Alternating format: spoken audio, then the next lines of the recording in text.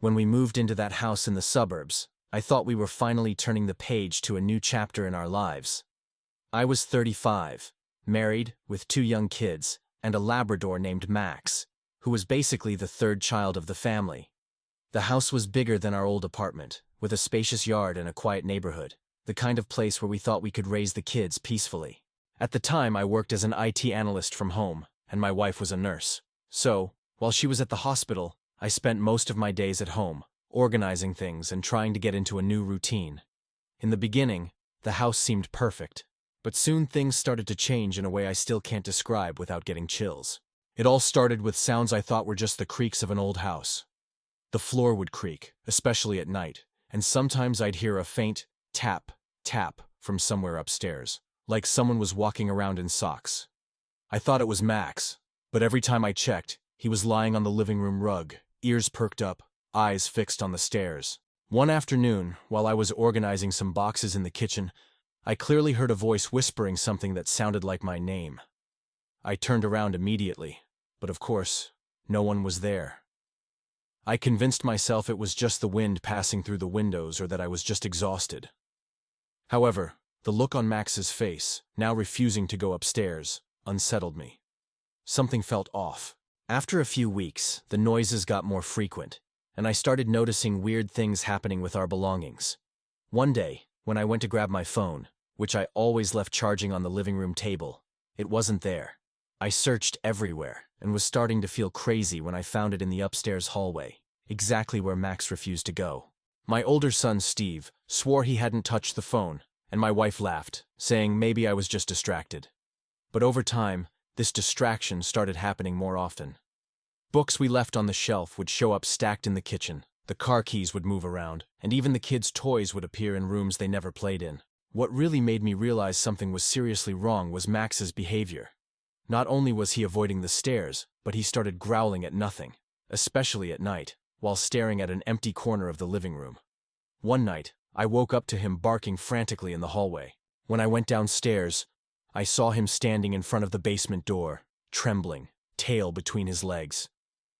It was strange because we'd never used that basement. It had been locked since we moved in, and I hadn't even looked for the key to see what was down there. But in that moment, something told me it wasn't a good idea to open that door. After that scene with Max, I started paying more attention to the details around the house, trying to find a rational explanation. One day, while the kids were at school and my wife was at work, I decided to investigate further. I searched every corner of the upstairs, the main floor, and finally I went to the basement door. I found the key in a kitchen drawer under some tools. When I finally turned the key and opened the door, a strange smell of mildew and something metallic hit me right away. I turned on the light, but the bulb was weak, casting a yellowish glow that barely lit the space. I grabbed a flashlight and went down. The basement was small and almost empty, except for an old trunk in the corner. As I got closer, I noticed scratch marks on the lid, like someone, or something, had tried to force it open from the inside. I carefully lifted the lid, expecting to find old tools or things left behind by the previous owners, but the contents were something else entirely. Inside the trunk, there was a stack of old notebooks, some black and white photographs, and a broken pocket watch. The photos showed a family that must have lived there many years before, but what really caught my attention were the notebooks. They were filled with scribbled notes in a hurried and chaotic handwriting. One phrase in particular was repeated several times. "He won't leave me alone." A chill ran down my spine, and without thinking twice, I slammed the trunk shut and ran out of the basement, feeling like I had touched something I wasn't supposed to. After that day, it felt like the whole house had changed its vibe. The sounds that once seemed random now followed a pattern, like someone was walking slowly down the halls at night. Max grew even more restless, and started avoiding not just the upstairs but also the kitchen, where I'd often hear those taps on the floor. My wife, always the skeptic, began mentioning that she felt like she was being watched, especially when she was alone in the living room. I didn't want to scare the kids, but it was clear something strange was going on. I decided to dig into the house's history and the previous owners, so I reached out to the realtor who had sold us the place. The realtor hesitated for a moment on the phone before telling me that the last family to live there left suddenly. "Personal issues," he said, as if trying to avoid the topic. But after pressing him, He admitted that the former owner was a single man who had started displaying strange behavior before disappearing. From what he knew, the guy used to tell the neighbors that the house had secrets. That left me with a strange feeling in my chest. It wasn't a direct answer, but it confirmed that the house had a past no one wanted to openly discuss. I became obsessed with finding out more. But at the same time, I was afraid of what I might uncover. I decided I couldn't ignore the situation anymore. Between my online searches and chats with older neighbors, I began to piece together a clearer and more terrifying picture of the former occupant. He was described as a reclusive man who rarely left the house and always seemed suspicious of something. One neighbor mentioned that, in the months before he left, she'd hear him talking to himself in the garden at night, like he was arguing with someone. Another neighbor told me that just before he moved out, he left a note on her door saying, "If you hear anything, don't open." The feeling of dread began to grow inside me. It seemed like, in some way, we were reliving the same torment he had faced. The nights started to become unbearable. My wife and I would wake up to footsteps echoing down the hallway, and one time, I clearly heard someone whisper right by my ear while I was sleeping. The next morning, I found Max hiding in the bathroom, something completely out of character for him. I decided to call an inspector to check the house, even though I knew there might not be anything physical causing this. When the inspector arrived, he searched every corner of the house with equipment and a powerful flashlight. He didn't find anything structurally wrong, but he made a strange observation. In the attic, he found marks on the floor, as if furniture had been dragged from one side to the other, even though I knew we had never gone up there and the space had been empty since we moved in. After the inspector's visit, I decided to go up to the attic, even though it felt like I was walking straight into something I didn't want to face. I grabbed a flashlight, and Max, usually my loyal companion, didn't even look in my direction as I climbed the stairs. The attic was stuffy and smelled of old wood and accumulated dust. As I shone the flashlight around, I saw the marks the inspector had mentioned, deep scratches on the floor, as if heavy furniture had been dragged in an uneven manner. In the corner, almost hidden behind a pile of boxes, I found something that made me freeze. An old rocking chair, rocking slightly, as if it had just been used. I ran out of there as quickly as I could, my heart racing. I decided it was time to put an end to this. I researched the house's history and found out it was built in the early 1900s. Over the decades, several families had lived there, but one story in particular caught my attention. In 1985, a young couple moved into the house but left abruptly after just 6 months. According to reports, they claimed to hear voices calling their names and saw shadows moving through the hallways. It sounded eerily familiar. Feeling the need to protect my family, I contacted a paranormal expert. Even though I felt ridiculous, their safety was my top priority. The expert arrived a few days later, bringing equipment I'd only seen in movies: motion sensors, audio recorders, and even a thermal camera. He was a calm man with a soft voice, but a presence that inspired confidence. After hearing what we were dealing with, he asked me to let him explore the house alone. During the hours he spent inside, I stayed in the living room, trying to distract the kids and keep Max calm, which was impossible since he was still restless. When the expert came down, he had a serious expression. He showed me some audio recordings. One of them, captured in the attic, had a low, dragged voice that seemed to say, "Leave." I felt a chill run through me right then. He explained that based on the signs he found, the energy in the house was stuck in the past. Something, or someone, was disturbed there, and so far, no one had been able to break the cycle. He suggested we perform an energetic cleansing ritual, a practice that, according to him, could help restore the house's balance. I admit I was skeptical, but with everything that had happened, I couldn't dismiss any possibility. My wife, on the other hand, was reluctant and only agreed because she wanted it to end once and for all. That night, while the kids slept at my mother-in-law's house, we began the process, not knowing what would come next. The ritual was simple, but full of tension. The expert asked us to turn off all the lights in the house and light candles at strategic points. He walked from room to room, muttering words in a language I didn't recognize, holding a burning bundle of herbs, releasing a thick, bitter smoke. At first everything seemed calm, but when he reached the basement door, something changed. The candles began to flicker violently, despite there being no draft. Max started barking and growling in a way I had never seen before. while we felt a strange pressure in the air, as if something invisible was surrounding us. Suddenly, we heard a loud crash from upstairs, like something heavy had fallen. We rushed up there, and the expert, surprisingly calm, told us to stay in the living room while he checked. After a few minutes, he returned, his face even paler than before. He told us he had found the rocking chair in the attic flipped upside down, with the scratch marks on the floor now deeper and forming a circle around where it had been. "This needs to stop now," he said, urgency in his voice, which made me realize this was more serious than I had imagined. He asked us to make one last effort together to free whatever was there. We gathered in the living room, following the expert's instructions. He asked us to hold hands while he murmured more of that unfamiliar language. The tension in the air was almost tangible, like the house itself was holding its breath. Suddenly, the basement door slammed so hard it seemed like it was going to come off its hinges. Max began howling, running in circles around the room before hiding under the table. My heart was racing, but I kept my hands steady, gripping my wife's and the expert's hands. That's when all the candles went out at once, leaving us in complete darkness. For a moment, everything went silent. No sound, not even the wind outside.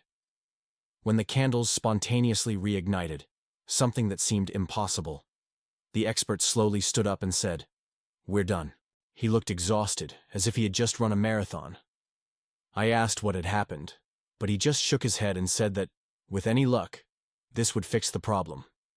That night, we didn't hear any more footsteps or whispers. For the first time in weeks, Max climbed the stairs without hesitation, and the house felt incredibly quiet, almost unnervingly calm. In the following days, the atmosphere in the house completely changed. The noises stopped, the objects stopped disappearing, and Max went back to being the happy dog he had always been.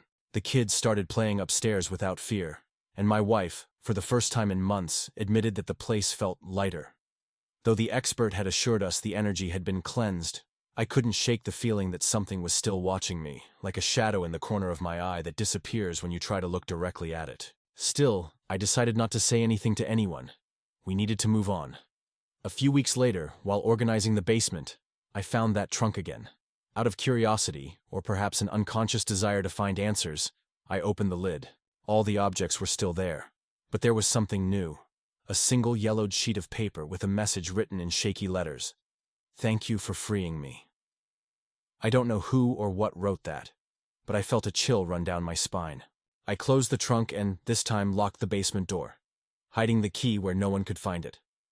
To this day, I don't know exactly what happened in that house, but I know I did everything I could to protect my family. Since then, we've lived in peace, but I still wonder, did we free something, or just move whatever was trapped to somewhere else? Please subscribe our YouTube channel.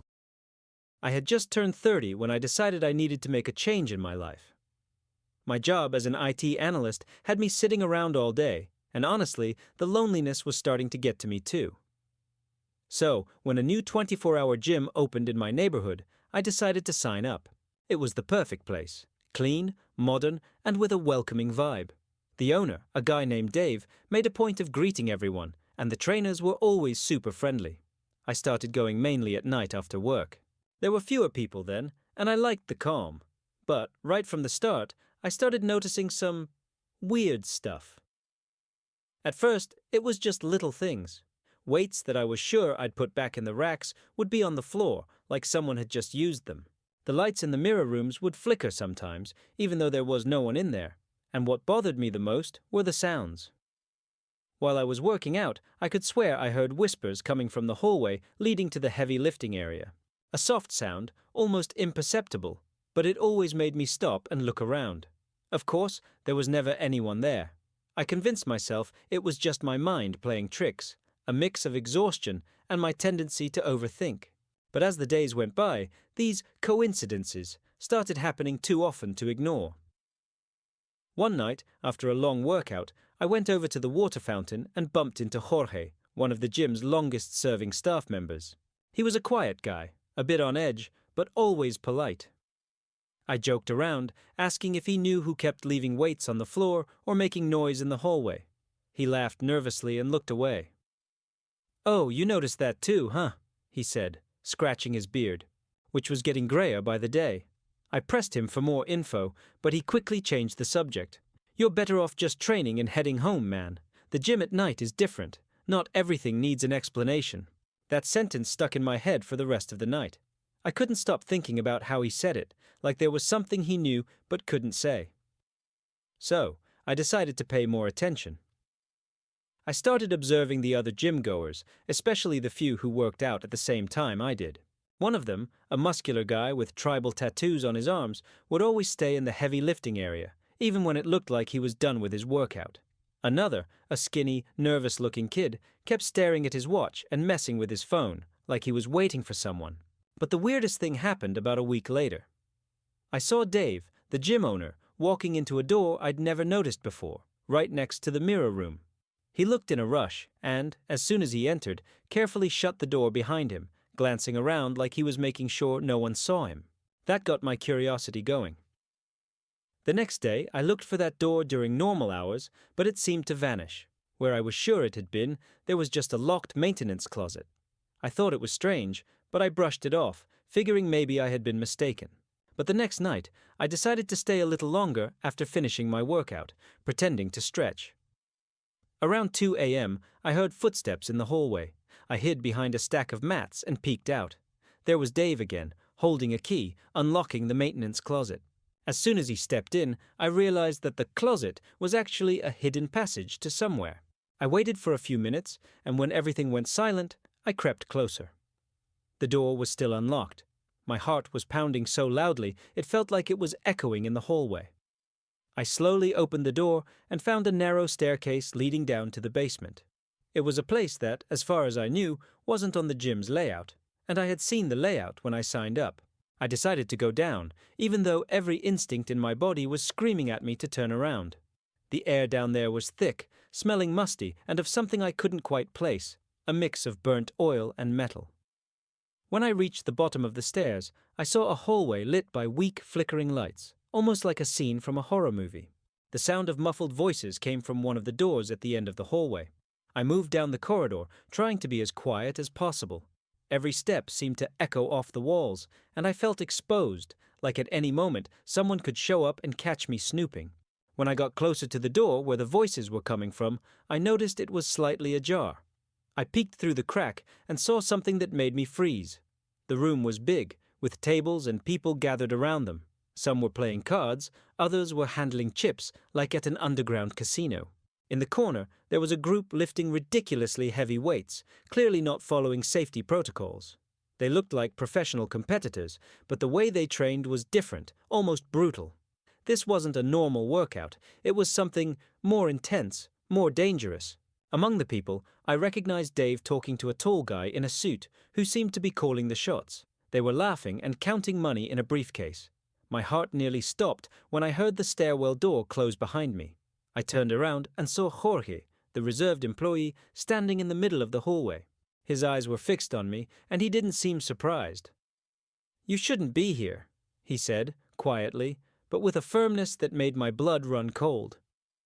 I tried to explain, but he just shook his head and motioned for me to follow him. With no choice, I walked behind him, expecting the worst. Jorge led me into another room, much smaller and empty, away from the voices and noise. He closed the door and crossed his arms, looking at me like he was trying to figure out what to do with me. "I knew you were curious, but I didn't think you'd actually come down here," he said with a heavy sigh. "Listen, I'm going to give you a warning. Just because you seem like a decent guy, leave this gym, right now, cancel your membership and never come back. They don't like curious people, and they won't be as patient as I am." My head was spinning. I asked what was really going on, but he just shook his head. "I can't tell you. Just trust me. You don't want to be a part of this." Still, my curiosity got the best of me. Before leaving the room, I asked why he kept working there if he knew all of this. Jorge hesitated for a moment, then answered, "Sometimes you don't have a choice, but you still do." With that, he opened the door and motioned for me to leave. I climbed the stairs in silence, trying to process everything. When I reached the main floor, I grabbed my things and headed straight home, my heart still racing. But instead of taking his advice, I decided I needed to do something. If this was as serious as it seemed, I had to find out more, and maybe tell someone about it. I spent the next few days researching the gym and Dave online. I didn't find anything too incriminating, but a few things stood out. The building had changed owners several times in the past few years, and Dave seemed to be just the latest name in a long list. There were also vague rumors on local forums about strange activities in the area, but nothing too specific. With that in mind, I decided to go back to the gym, but this time I had a plan. I took my phone to record everything, and a small flashlight just in case I needed to go back down to the basement. I arrived a little before midnight and hid in the locker room until things started to quiet down. Around 2 a.m. the pattern repeated itself. Dave showed up, unlocked the door, and went down the stairs. I waited a few minutes and followed the same path, flashlight and phone in hand. This time, I went further. I passed the room where they were playing cards and followed a different hallway I hadn't noticed before. It was darker, narrower, and led to a series of steel doors. When I reached the last door, I saw it was locked, but there was a small window up high. I climbed onto a box nearby and peered inside. What I saw made my stomach turn. It was an underground fight club. There was dried blood on the floor and training equipment that looked recently used. It was obvious this place had nothing to do with a regular gym. As I was looking through the window, I heard footsteps in the hallway. I turned off the flashlight and tried to climb down quietly, but my hand slipped and the box fell with a loud crash. My heart nearly jumped out of my chest. Before I could hide, 2 figures appeared in the hallway, Dave and the suited man I'd seen before. "What are you doing here?" Dave asked, his voice colder than I'd ever heard it. I tried to come up with an excuse, saying I had gotten lost looking for a bathroom, but the look in their eyes made it clear they didn't believe me. The man in the suit stepped forward, sizing me up. "You saw something you shouldn't have, didn't you?" He spoke slowly, each word carrying a threatening weight. Before I could answer, Dave raised his hand, as if asking for calm. "Let's handle this another way," he said to the man. He turned to me and continued, "You're going to leave now, and we'll pretend this never happened. But if you come back or talk about what you saw, you won't like the consequences." His tone was serious, almost chilling. With no other choice, I nodded and left the way I came, feeling their eyes burning into my back. When I reached the top floor, I ran to the exit and went straight home, locking all the doors and windows as soon as I stepped inside. That night, I barely slept, haunted by the images I had seen and the threats I had heard. The following days were a nightmare. I couldn't stop thinking about what I had seen and Dave's threat. I deleted the recordings from my phone, afraid someone might find them, but that didn't ease my anxiety. Every time I left the house, I had the feeling I was being watched. Once, when I came back from the grocery store, I saw a black car parked at the corner of my street. It was there when I left, and still there when I returned, engine running, windows tinted. I tried to convince myself it was just a coincidence, but something inside me said otherwise. The idea of reporting everything to the police started to seem impossible. What if they were involved too? A week later, I got an anonymous call. When I picked up, no one said anything for a few seconds, but I could hear heavy breathing on the other end of the line.